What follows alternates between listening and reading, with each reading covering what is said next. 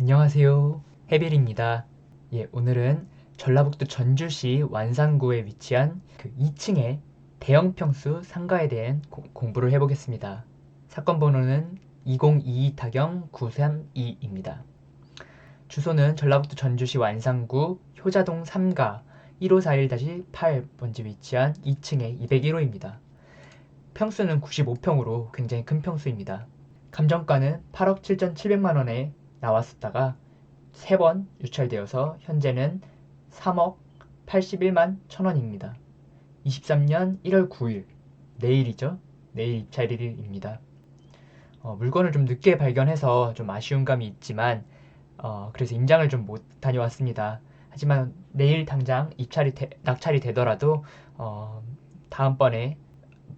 다음번에라도 꼭 복귀 임장을 다녀올 생각입니다. 그때 다시 한번 영상으로 찾아뵙겠습니다. 사진을 먼저 보시겠습니다.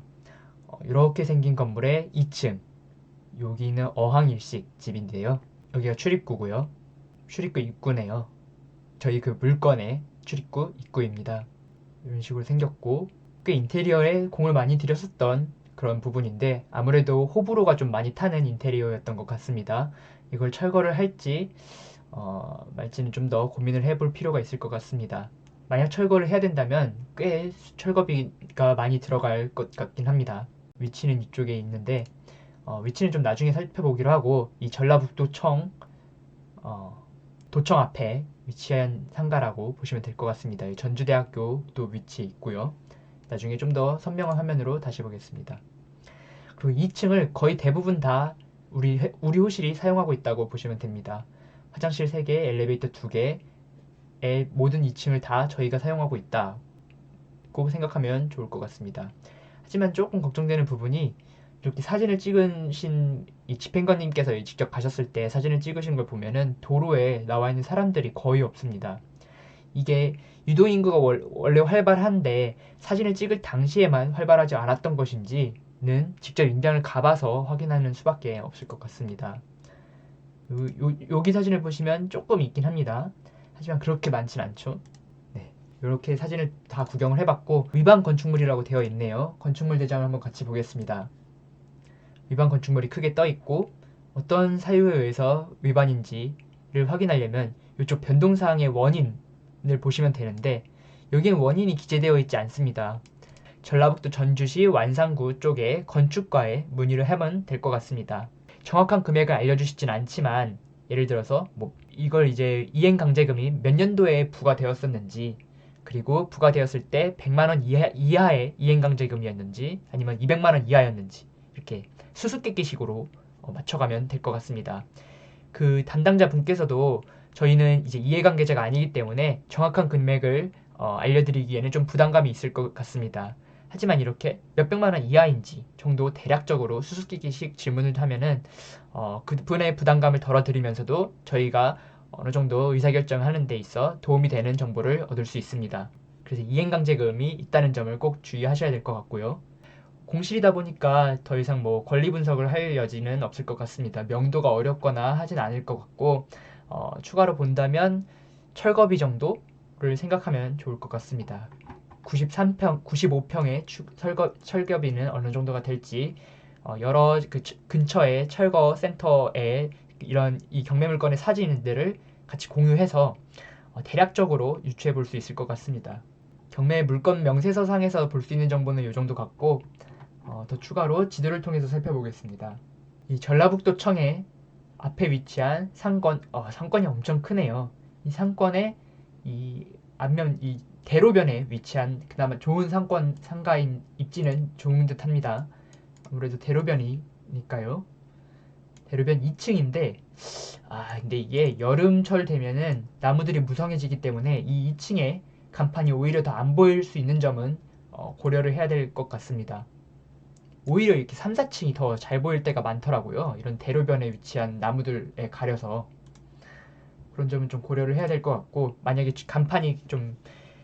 간판의 가시성이 꼭 필요한 그런 업종인 경우에는 좀 마냥 좋게만은 볼 수 없을 것 같습니다. 그리고 이 주변에 세대수가 굉장히 많진 않아요. 400세대, 480세대 이렇게 조그맣게 있죠. 500세대, 200세대, 170세대, 410세대, 880세대. 그래서 여기는 그 배우 세대로 보는 게 아니라 이 지역을 이 상권이 많이 밀집된 지역으로 찾아오는 그런 수요를 봐야 될 것 같습니다. 중심 상권이라고 할 수 있죠. 이 전라북도 근처에. 이쪽이 더 크게 나와 있긴 하지만 여긴 아무래도 공업지역도 위치되어 있고 공공청사도 있고요. 이쪽으로는 전주대학교와 전주비전대학교가 크게 위치해 있습니다. 여기 있는 학생들 수요도 무시할 수 없을 것 같습니다. 대략적으로 배우 세대에 의존하는 상권은 아니다는 점을 주의해야 될 것 같습니다. 실제로 여기에 유동인구가 많은지는 직접 임장을 통해서 그 분위기를 낮과 밤의 분위기를 느껴봐야 될 것 같습니다. 이런 손품 현장만으로는 사실 유동인구가 아주 썩 많다고 보기는 힘들어 보입니다. 배우 세대가 많지 않고 또 굳이 이쪽으로 놀러서 직접 집객 효과가 어느 정도나 많을지를 파악해 볼 필요는 있을 것 같습니다. 다만 한 가지 손품으로 알 수 있는 점은 임차 시세를 보면 좋을 것 같습니다. 1층의 임차 시세나 지상층의 임차 시세를 통해서 이 해당 상권이 얼마나 활성화되어 있는 상권인지를 간접적으로 파악할 수 있을 것 같습니다. 이 손품의 임차 시세는 네이버 부동산 지도가 가장 좋은데요. 저희 상가는 여기 스타벅스 바로 옆에 있는 이쪽 상가가 되었습니다. 여기였죠. 여기 20이라고 써 있는 곳. 그럼 여기에 이제 상가로 들어가시고 상가의 매매 월세를 쳐서 보시면 스타벅스 물건이 여기 있고 저희 상가는 이쪽인데 임차가 나와 있는 건 임차나 매매가 나와 있진 않습니다. 공실이 없나 한번 조심스럽게 추측해 볼 수도 있을 것 같고요. 저희 평수는 대형 평수이다 보니까 소형 평수에 비해서 평당가는 좀 적을 수 있습니다. 그렇기에 조금 이왕이면은 이런 대형 평수들과 함께 비교를 해보시는 편이 좋을 것 같습니다. 95평은 314제곱미터니까 여기는 200과 187, 여기도 252, 470. 여기는 보통 대형 평수의 희소성에 있다고 볼 수는 좀 어려울 것 같습니다. 여기 나와 있는 매물들이 다 대형 평수들이네요. 그러면 그대로 그냥 저희 평수대로 비슷한 기준이다 라고 보시면 될 것 같습니다. 지금 209제곱미터는 63평에 4억 5,500에 나와 있습니다. 3층 건물이고요. 요건 이제 소형 사무실 6칸을 직접 임대인분께서 직접 운영을 하고 계신 것 같습니다. 순수익이 238만원이 나온다고 하네요. 그럼 수익률을 대충 계산해 보면은 얘는 238만 2천원을 매달 받고 있는데 이자를 빼고 나누기 곱하기 12개월 1년치 순수익을 구하고 나누기 4억 5,500만원.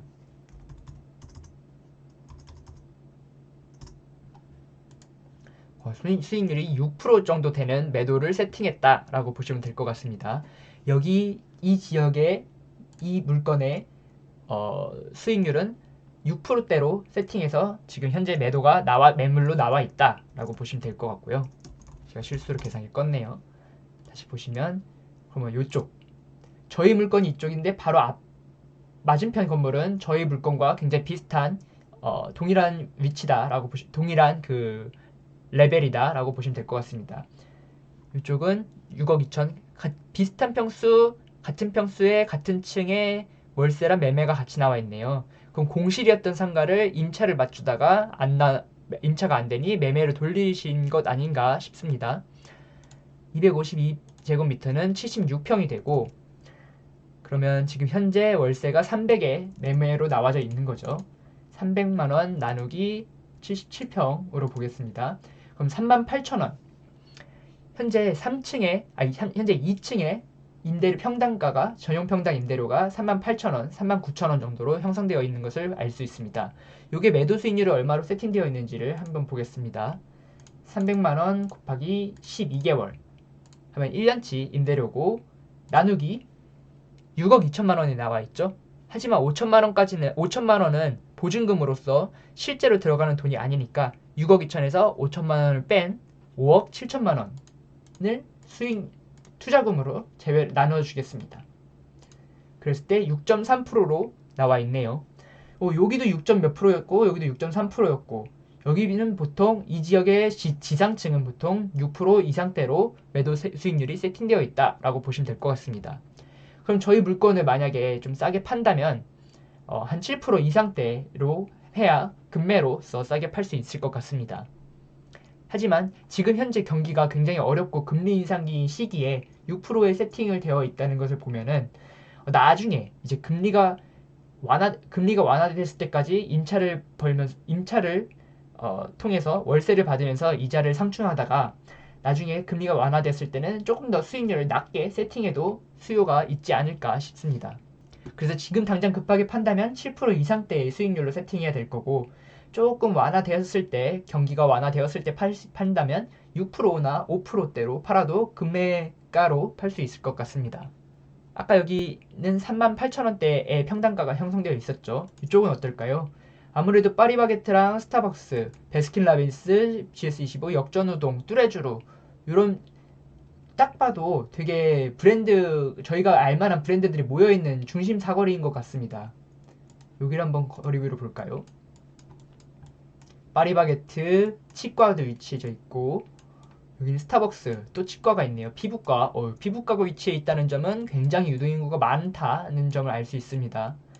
여기도 GS25가 생각보다 인테리어가 신기하게 되어 있네요. 어찌됐든 여기 2층 또 임대가 나와 있긴 합니다. 이때가 언젠지 모르겠지만, 그 다음에 치과, 룸소주방, 바 이런 게 형성되어 있습니다. 댄스 아카데미, 하나투어, 떡볶이, 베스킨라빈스도 있네요. 아무래도 좀 비싸지 않을까 싶습니다. 이쪽보다는. 했을 때 5층만 나와 있으니까 조금 알기 어렵겠네요. 저희는 2층 물건이니까 5층보다는 조금 더 센 느낌이 듭니다. 어쨌든 여기를 봤을 때 이렇게 보증금이 센 게 나온 거는 조금 전용 평당가를 이 500만 원만 가지고 전용 평당가를 계산하기는 좀 어려울 것 같습니다. 이렇게 어느 정도 좀 급이 맞는 보증금이 형성되어 있을 때 전용 평당가가 의미가 있겠죠. 70평이 240만 원에 나와 있습니다. 240 나누기 70평. 그럼 34,000원 정도 돼 있네요. 아까 거긴 36,000원인데 여기 5층이 34,000원대입니다. 2층은 저희 물건보다는 더 비싸다는 것을 대략적으로 알 수 있겠죠. 5층보다는 2층이 더 비쌀 테니까요. 여기를 보시면 2층 물건이 여긴 다 1억에 550으로 나와 있네요. 여긴 조금 어려울 것 같고, 3층, 4층 물건이 11억 5천에 3층 물건이 나와 있네요. 여기 물건이 사실 비슷해 보입니다. 그래서 같이 좀 볼 수 있으면 좋을 것 같습니다. 100평에 440만 원. 그러면 440 나누기 100은 4.4만 원이네요. 44,000원. 그러니까 아까 그 3만 원대보다는 조금 더 여기가 비싸다. 한 4만 원대까지는 올라간다 라고 알 수 있을 것 같습니다. 3층인데도 44,000원인 걸 보면 2층이면 더 비싸겠죠. 어쨌든 수익률을 계산해 보겠습니다. 매도 수익률 세팅된 걸 보면 440 곱하기 12개월을 이제 11억 5천만 원 나누기 11억 5천만 원 빼기 9,200을 먼저 해보겠습니다. 11억 5천만 원 빼기 9,200만 원. 총 제가 들어가는 투자금은 1억 5,800만 원이 됩니다. 그러면 440 곱하기 12 나누기 11억 5,800만 원이었나요? 지금 까먹었네요, 제가. 어찌됐든 대충 요 정도 계산해보면 한 4.5% 정도 된다고 보시면 될 것 같습니다. 그러면은 이쪽 동네는 한 4%대, 이쪽 동네는 한 6%대에 지금 형성되어 있다라고 알 수 있습니다. 그럼 저희 물건을 나중에 이자를 월세로 상충하면서 버티다가 나중에 한 6%, 지금 현재 나와 있는 6%를 그때는 이제 금매가가 되겠죠. 그러면 지금 현재의 6%대를 그때는 금매로 6%로 매도할 수 있다라고 보시면 될 것 같습니다. 다시 한번 정리를 요약해 보겠습니다. 2층에 95평대였고 지금 현재 최저가는 3억 원입니다. 철거 비용을 좀 꽤 많이 들여야 될 것 같은데 요거는 조금 문의를 직접 해봐야 될 것 같고요. 위반 건축물이 나와 있었고 이것도 그 건축가에 문의를 해봐야 될 것 같습니다. 유동인구도 파악이 필요해 보입니다. 이게 배우 세대가 많이 밀집되어 있는 곳이 아니기 때문에 얼마나 많이 이 상권들이 모여 있는 것이 집계 효과가 있을지는 직접 임장을 가서 확인을 해봐야 될 것 같습니다. 하지만 2, 3층 임대료가 지금 전용평당가가 6만원, 전용평당 임대료가 3만원에서 4만원대로 형성되어 있었고 1층 시세를 한번 보겠습니다. 전용평당 임대료가 10만 원이 넘네요. 이렇게 1층 시세가 전용평당 임대료가 10만 원이 넘다 하면은 그래도 어느 정도 나쁘진 않은 상권이다 라고 볼 수 있을 것 같습니다. 300만 원 나누기 28평 하면은 10만 7천 원이 되겠죠. 이렇게 그럼 나쁘지 않은 상권이다 라고 보시면 될 것 같습니다. 이것도 28평이 320만 원에 나와 있으니까 10만 원을 넘죠. 320 나누기 28 11만 원이나 됩니다. 그래서 어느 정도 상권은 활성화되어 있다는 점을 1층의 시세를 통해서 알 수 있었고, 그럼을 통해서 주변에 2층, 3층 물건의 전용평당 임대료가 3만 원 이상이었기 때문에 저희는 보수적으로 3만 원으로 계산해서 임차를 맞춰보도록 하겠습니다. 최저가 입차를 가정했습니다. 임대료는 3만 원으로 가정을 해보겠습니다. 보수적인 거죠. 다른 물건들보다 싸게 내놔야 조금 더 빨리 임차를 맞추고 공시를 최소화할 수 있으니까요. 3만 원으로 맞췄을 때 95평 3 곱하기 95는 285만 원입니다. 285만 원을 받을 수 있을 때 대충 보증금을 한 5천 정도 받을 수 있지 않을까 하고 예상을 해봤습니다. 예상 매도 가격은 6%대로 계산을 해보면 285만 원 곱하기 12개월 나누기 6%는 5억 7천만 원입니다. 여기에 보증금만큼은 제가 돈을 안 내도 되니까 매수하시는 분이 돈을 안 내도 되니까 더 얹을 수 있을 것 같습니다. 6억 2천만 원입니다. 6%대는 6억 2천만 원에 팔 수 있고 7%대에는 5억 3,857만 원, 8%대에는 4억 7천만 원 정도에 팔 수 있다라고 이제 저희는 예상을 해볼 수 있을 것 같습니다. 실투금이 7,820만 원을 제가 계산했는데 어떻게 계산한 거냐면 저희가 지금 3억 80만 원에 30080에 이차를 하는데 80%는 대출을 받을 것이고 6% 정도는 취득세나 취득세는 4.6%죠. 그렇지만 이제 기타 비용들이 입찰 당시에는 생각하지 못했던 기타 비용들이 더 추가로 발생할 수 있을 것 같습니다. 그것들을 다 총 합했을 때 한 6% 정도를 예상해 본다면 26%를 실제로 내가 투자가 들어가는 금액이다 라고 보시면 될 것 같습니다. 7,820만 원이죠. 그렇게 해서 실제로 들어가는 돈은 7,820만 원이 최초로는 들어갑니다.